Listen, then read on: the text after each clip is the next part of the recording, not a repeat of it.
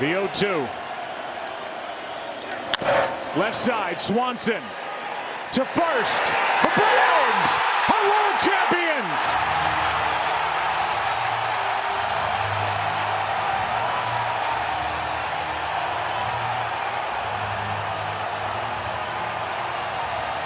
So I'm just gonna do this kind of impromptu video on albums that were like my favorite listens of 2021 or new releases of 2021. I'm not really gonna do a ranking or anything. I feel like I've done enough ranking to last a lifetime.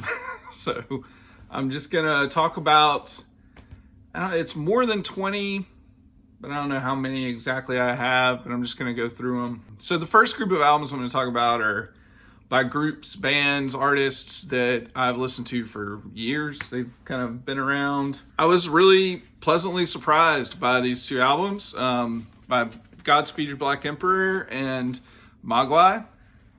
I've been listening to both those bands for a long time. Put out new releases this year, and they were great. The end of the world is coming, so you might as well start building your apocalyptic playlist, to watch the world burn. This was probably my biggest surprise of the year, Electro Melodier by Sunvolt. Now, I've obviously talked enough about Uncle Tupelo and that family tree over the last year, but in recent months especially. But I was really, really shocked by how much I enjoyed this album. I haven't really loved a Sunvolt album this much probably since Okama and the Melody Riot. And part of it was that it wasn't so down. There's actually some very positive, kind of hopeful moments on here, especially the song Lucky Ones, which is a real kind of like country soul tune. Me and my family really enjoyed that one a lot this year.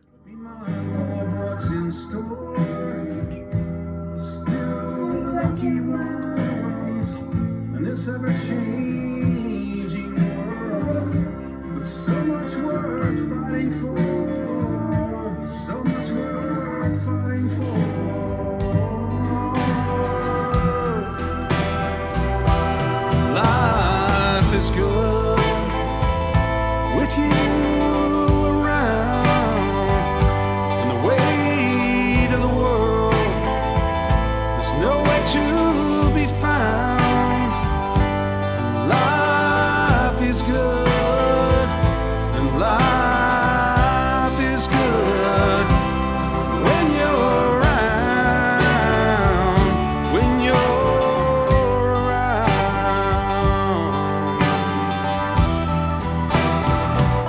Here's another one by a band that's been around a while. Dinosaur Jr., Sweep Into Space. Another band that I think just has a really great discography.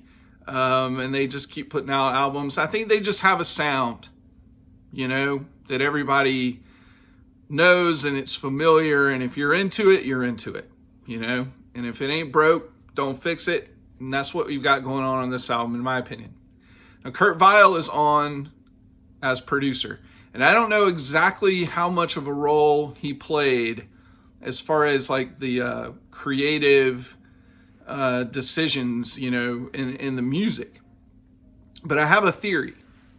So, like when Disney took over and decided to reboot Star Wars and do episodes 7 through 9, and then they hire J.J. Abrams on to kind of run the whole thing. J.J. Abrams is like a big fanboy. So he gives us The Force Awakens. It's basically the exact same story as A New Hope, but then he just amplifies it. It's like Star Wars on steroids. And he presented it in a way that like there was a whole new generation of people that could come aboard and hop on the Star Wars train. Well, that's pretty much what I think Kurt Vile did here. I think he's like their Dinosaur Jr.'s J.J. Abrams. Also, the indie store exclusive of this album came with a free lightsaber. Hey now, take it back.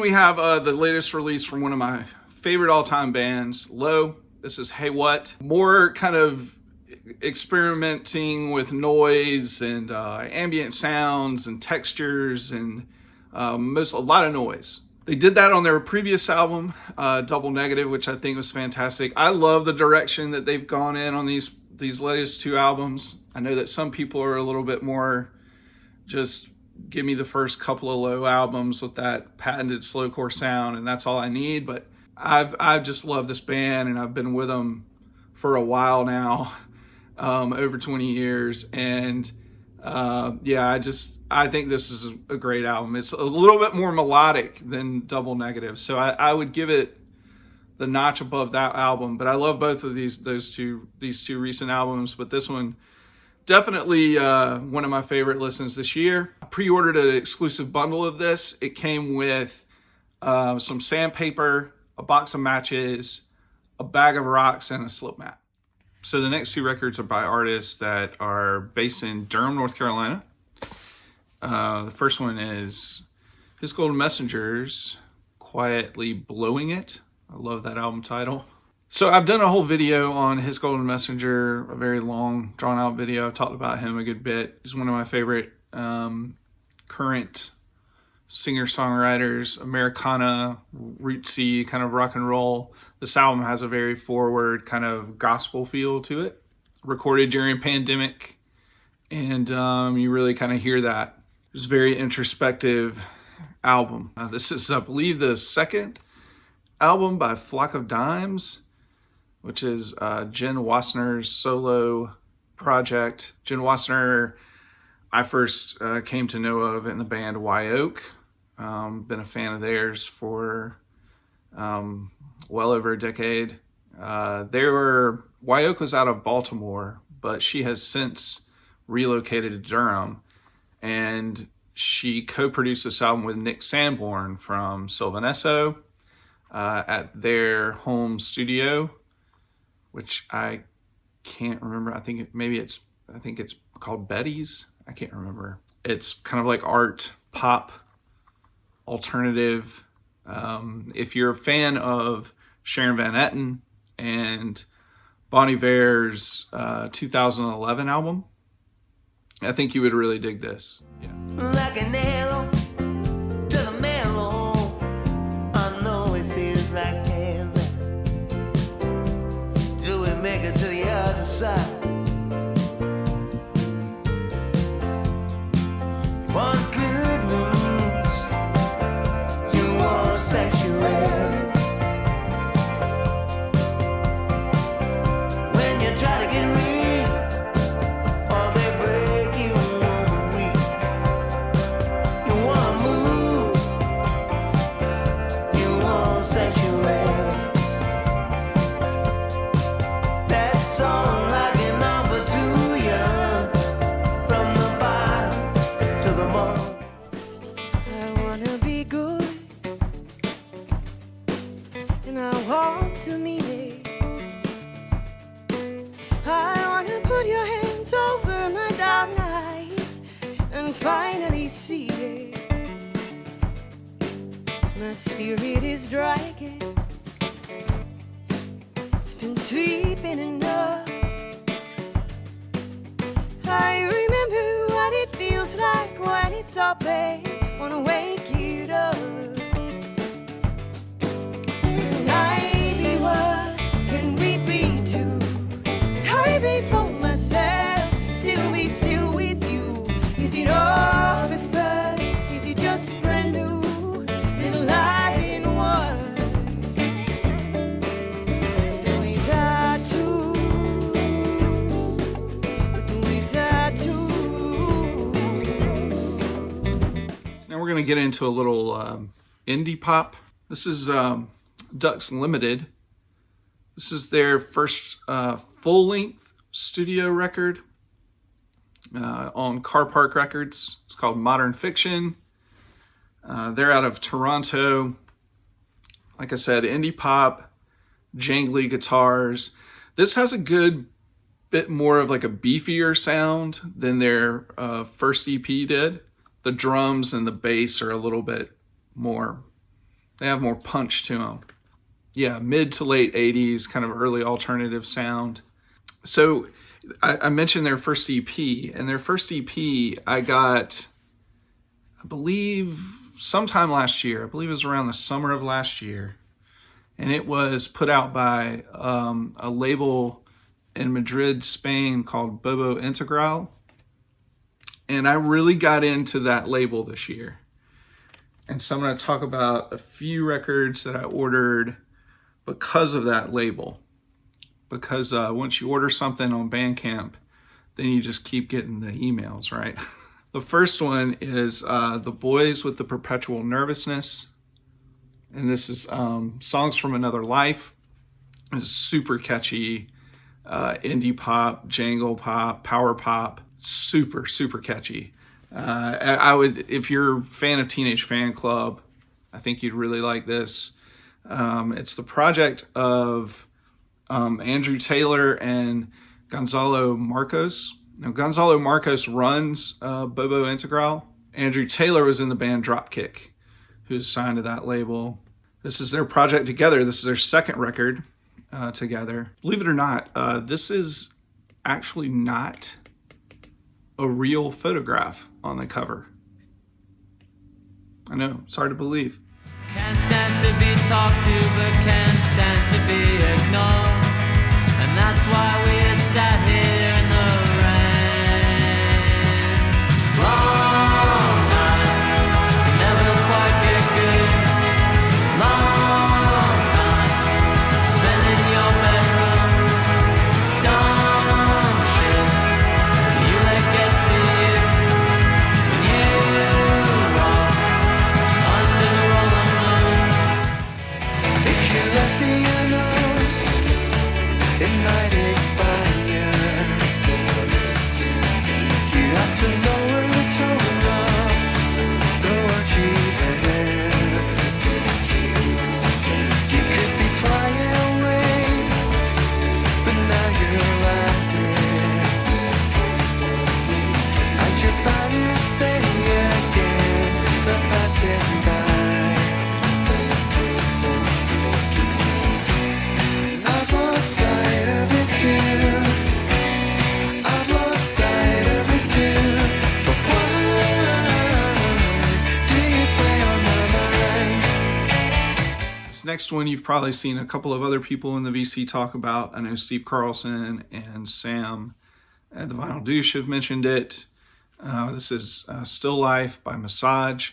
This is an album that has just continued to grow and grow on me with every listen. I would say very influenced by like the Sarah Records sound. Like Sarah Records meets kind of Jesus and Mary Chain. Alex Nadis, who I believe that's how you say his name, who sings on a lot of the tracks, is the lead vocalist on a lot of the tracks. He was in The Pains of Being Pure at Heart, so it sounds a lot like The Pains of Being Pure at Heart. The hype sticker for this record said, if you were in marching band, art club, and into hard drugs, this is the album for you.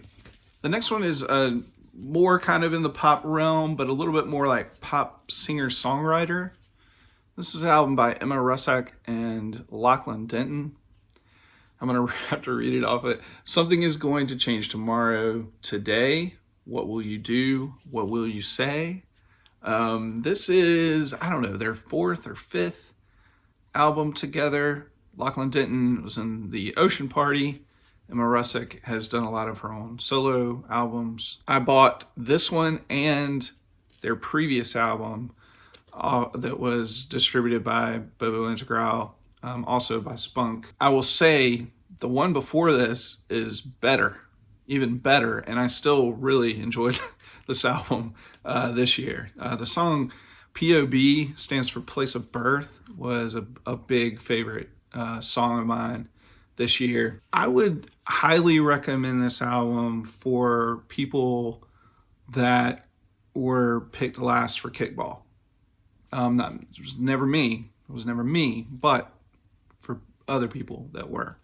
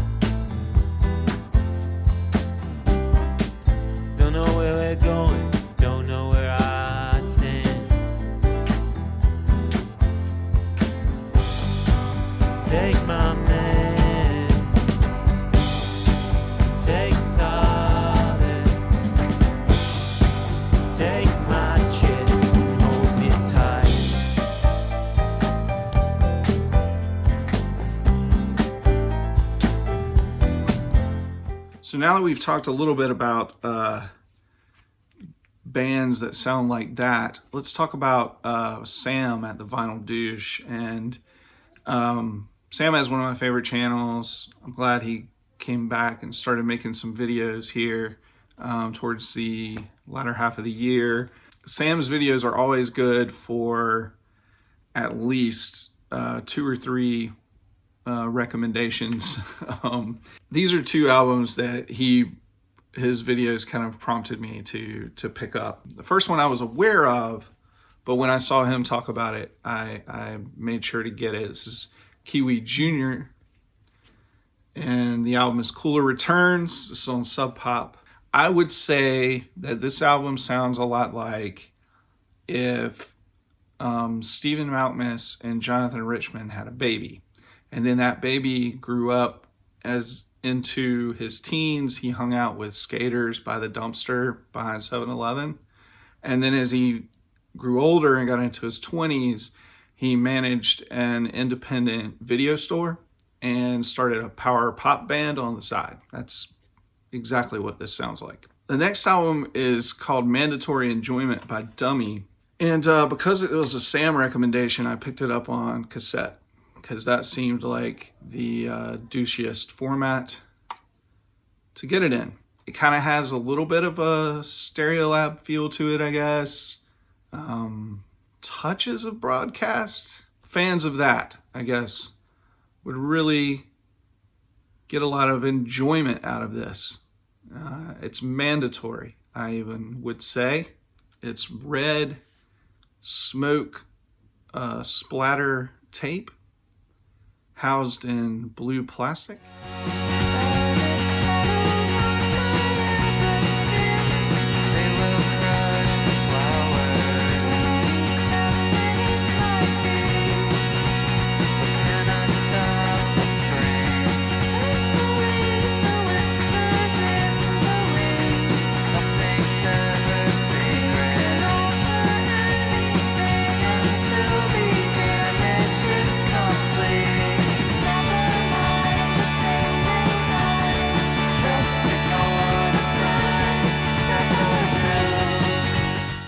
This next one was, I kind of took a shot on. I saw a very short kind of music documentary on this artist. Her name is Karima Walker. I don't know exactly what it was, if it was just some kind of, music journalism outfit or something that did this little short on her, but it was very interesting, and it prompted me to check out her music. And I had seen that she had released this album earlier this year, and I picked it up. It's called Waking the Dreaming Body. For the most part, the foundation of it is very much like bedroom folk, but there's a lot of other stuff going on in it. There's a lot of ambient soundscapes, touches of electronics, tape loops. There's field recordings in it. For instance, on window 2, there's like 4, almost 5 minutes at the end of just the sound of passing traffic, like outside your car window. And then on the song Horizon Harbor Resonance, that's like 13 minutes of really just ambient music. Then there's some piano and organ that comes in right at the end. But then there's just the sound of wind. It's just recorded wind. It's the sound of the pandemic, for sure. And at times, it was just a very kind of calming, relaxing listen for me this year. Very insular sounding record.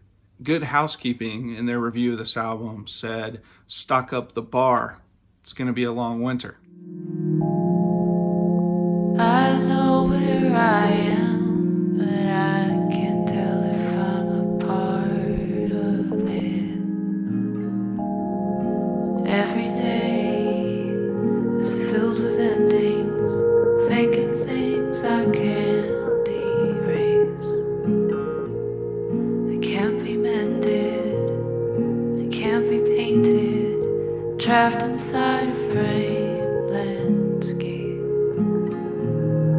I'm so careful what I let